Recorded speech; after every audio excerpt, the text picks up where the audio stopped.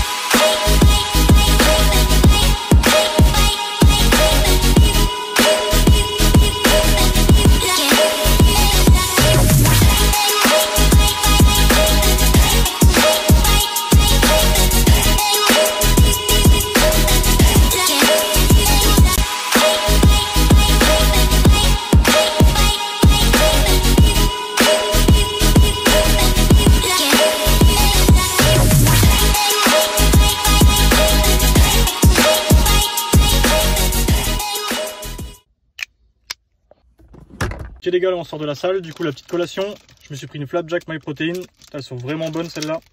Et dedans il y a, je dis pas non, 20 grammes de prot, ça fait le taf. Par contre j'ai mangé ça tout vite parce que j'ai passé 2 heures à la salle, là je suis à la ramasse pour aller au coiffeur. Donc je mange ça, je vais au coiffeur, on se capte après pour le repas du midi. Bon les gars, du coup petit dégradé, donc 200 grammes de perdu, ça va faire monter les perfos traction et le dips, enfin on espère. Du coup le repas du midi, j'ai 200 grammes de poulet. Déjà cuit, parce que je l'ai cuit hier, du coup j'en ai cuit un petit peu plus. 107 grammes de riz. La petite boîte d'haricots verts pour les légumes.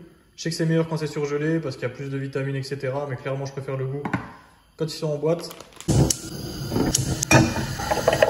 je prépare tout ça, en attendant je vais vous expliquer 2-3 trucs. Bon du coup si t'es un peu perdu et que tu sais pas combien tu dois manger de calories dans la journée, il y a pas mal de sites qui vont calculer ton métabolisme de base, donc ça va être la première chose à trouver. Donc c'est les calories que tu vas brûler en étant juste allongé sur un lit. Ton corps ne fait rien, c'est juste pour faire fonctionner ton cerveau et tes organes. Ensuite à ça, tu vas ajouter ton activité. Donc en général, quand tu le calcules sur un site, ça va te le demander. Donc plus tu es actif, plus tu vas manger, c'est logique. Donc ensuite, il va te sortir un nombre de calories. Donc pour savoir comment remplir ces calories avec les bons macronutriments, c'est tout simple. Pour un sportif, tu as 1,6 à 1,8 g de prot environ. Tu peux monter jusqu'à 2. 0,8 à 1 g de lipides. Et ensuite, tu vas combler tout ça avec des glucides. Donc si on prend l'exemple d'une personne de 75 kg, elle va avoir entre 140 et 150 g de protéines. Elle va avoir à peu près 75 grammes de lipides et après elle va combler les calories qui lui manquent avec les glucides. Donc tu vas prendre ce chiffre et là tu as 3 options. Soit tu veux prendre du poids et tu vas rajouter 200 calories à ce que tu as obtenu. Soit tu veux perdre du poids et tu vas enlever 200 calories à ce que tu as obtenu. Ou soit tu veux maintenir ton poids actuel et tu vas te mettre exactement à ce que tu as obtenu. Donc tu vas essayer ça pendant une semaine ou deux. À la fin de la semaine tu te pèses. Si tu as pris du poids, que tu voulais prendre du poids, tu continues comme ça. Si tu as perdu du poids, que tu voulais perdre du poids, tu continues comme ça. Par contre, si tu voulais prendre du poids, mais que ton poids il s'est maintenu et que tu n'as rien pris du tout, tu vas encore augmenter un petit peu tes calories et y aller au fur et à mesure. Parce que le chiffre qu'on a obtenu, ce n'est pas un chiffre exact, c'est un chiffre estimé.